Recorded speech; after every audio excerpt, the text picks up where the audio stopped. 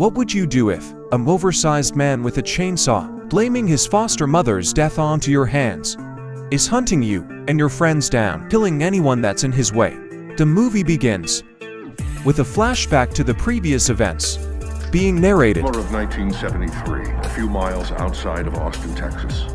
5 youths were attacked in a grisly and gruesome fashion by an unidentified madman. The victims from the original movie are mentioned along with Sally Hardesty, who is still alive. A new picture of her is shown in her late 70s. And here it's told that Leatherface is still alive. Zooming out from the TV, we see Lila looking around in the gas station until her sister, Melody, walks in. Both of them have a conversation, revealing that the two of them with their friends, Dante and Ruth, are thinking of buying a rural ghost town named Harlow in the middle of nowhere. They want to create a utopia for young teens. It turns out Richter, the man from the gas station, is their contractor, so he's working on the buildings that Dante and Melody are trying to sell. After talking to him for a bit, Dante notices a Confederate flag, which won't look good for Dante's investors, near one of the windows, so he decides to enter the building thinking it's deserted. With Melody heading upstairs, near the window he pulls it down from the inside, thinking the place is empty. However, Melody notices it's actually occupied by this old woman named Virginia and her adopted son. Melody and Dante get into an argument with Virginia about the flag. Virginia is insisting that she means no harm from it, but Melody is not convinced and demands the women to get out of the house, saying that the bank has reclaimed the property. But Virginia says she still has the paperwork. However, when Melody asks to show it, the woman refuses, believing the woman is lying. Dante, enraged, leaves to get the cops to exile her out of the house. Whilst walking out, the woman has a heart attack, throwing up in tremendous pain. Her and her son, Ruth, and the cops get into the van, heading to the hospital. While this is happening, Dante and Melody are talking to the investors, and Lila is getting to know Rick better. During her conversation with Richter, we learn that Lila is traumatized by guns when she was in a school shooting. While this is happening, Virginia dies in the back of the van. Because of her death, her son breaks, and things take a turn. Leatherface suddenly snaps the cop's arm as if it was a wishbone, and stabs him repeatedly on his face. The dying cop's gun goes off, shooting the driver. The van then crashes into what looks like a tractor. Melody gets a text from Ruth that Virginia died. This makes her feel guilty for her death so much. She decides to quit and leave, showing empathy. Back to the van, Ruth sees Leatherface skin his foster mother's face off. Looking at his work, Leatherface puts it on. This is a callback to the moment Virginia said, "Wish I'd known you all were coming. I'd put my face on." Whilst this is happening, Ruth tries to radio for help. No one seems to be picking up. All of a sudden, the sheriff next to her awakes. The coughing is heard by Leatherface, who kills the sheriff with 2 heavy bashes to the skull. Ruth, being petrified, unbuckles her seatbelt. Looking out the window, is seen breaking through the glass. Leatherface starts to tear open her midsection with a broken piece of glass. He then proceeds to stroke her head creepily.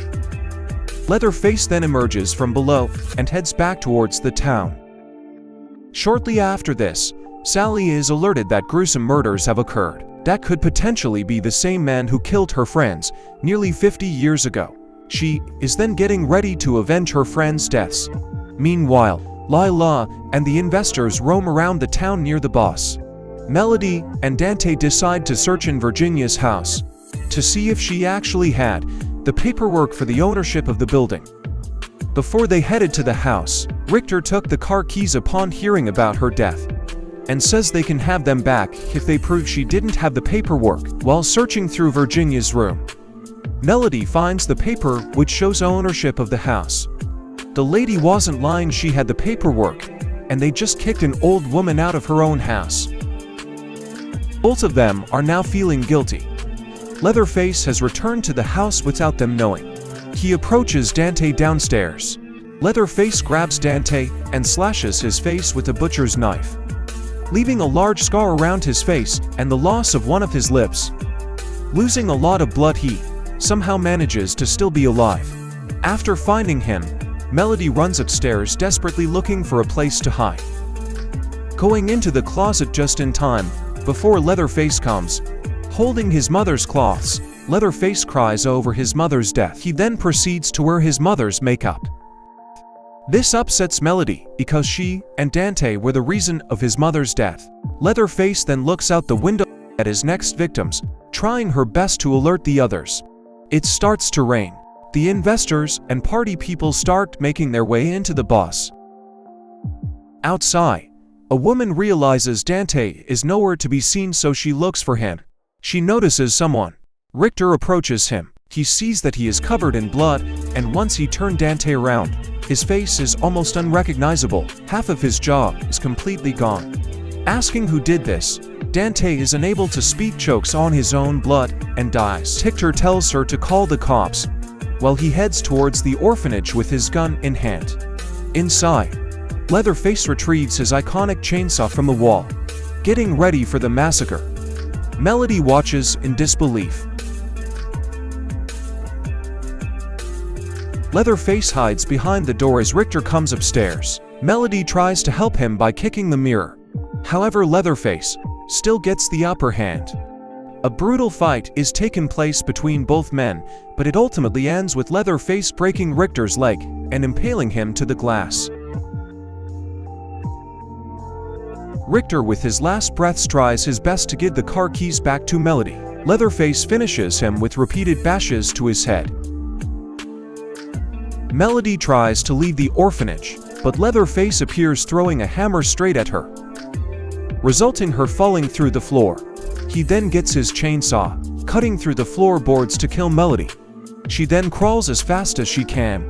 Leatherface accidentally cuts through a pipe, which leaks shit all over her. Luckily, Lila sees the dead body of Dante and hears her call of distress. Both girls escape and run away with their lives and manage to get into the bus. Asking for a phone, they immediately try to call the police, not knowing that Leatherface is right next to them. The bus gets stopped by something. The man goes out and sees what's going on. A head is thrown onto the bus. Scared for her life, the woman and everyone else sees Leatherface approach them. The investors take out their phones to defend themselves. Try anything, you cancel, bro. With that, Leatherface turns on his chainsaw whilst the investor is live streaming. His viewers seem to think it's a haunted house. Everyone is desperately trying to leave, whilst Leatherface kills them off one after the other. Soon only a handful of people remain. The killing spree lasts for nearly an hour.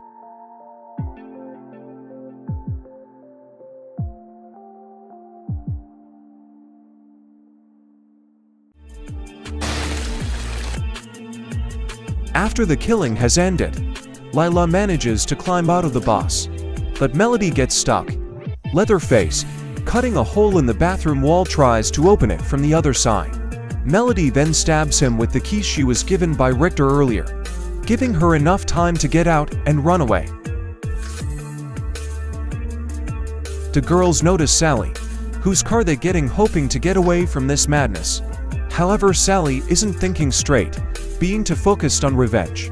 So she leaves them in the car and heads off to find Leatherface. She demands him to say her name and apologize for what he did to her and her friends. But he responds with silence, which makes her realize he doesn't remember her. In shock, she does nothing and is in deep thought.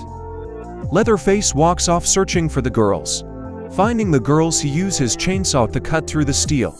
He suddenly gets shot in the back. Sally throws the keys to the girls and tells them to get lost. Then, a battle clashes between Sally and Leatherface. Unfortunately, it ends with Sally's death.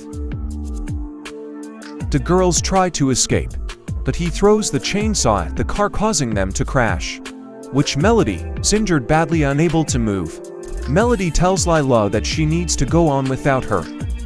Lila refuses, but Leatherface comes, so she had to leave immediately. He attacks Lila, who is on the ground, and is about to kill her when Sally shoots him still alive, reloading the gun before giving it to Lila. Before Sally dies, she tells her to kill Leatherface to end this once and for all, which she takes in and does. She heads off to fight Leatherface while Melody is still stuck in place, screaming in pain. After making it there, she shoots Leatherface twice and reloads the gun, but she's ran out of ammo. Melody has freed herself and picks up the chainsaw and cuts into his face, apparently killing Leatherface once and for all. Finally, it's over. The killing spree of Leatherface has came to an end. They then get into the self-driving car, calling it a day, going home, so they can forget this horrific event ever happened. However, hope for one of the girls is lost when Leatherface, seemingly still alive, takes Melody out of the window and cuts her head off. With that, the movie ends.